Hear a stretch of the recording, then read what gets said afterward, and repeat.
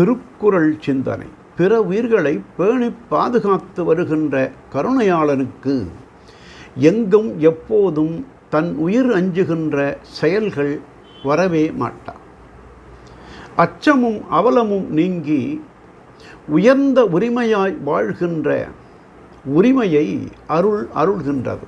இந்த அரிய குணத்தை, பண்பை ஆர்வத்தோடு காத்து இன்பம் காணுதல் வேண்டும்.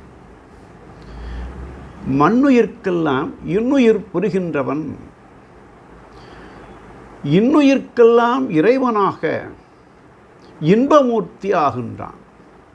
மண்ணுயிர்க்கு துன்பம் தருபவன் கொடிய நரகத் துன்பத்தில் வீழ்கிறான்.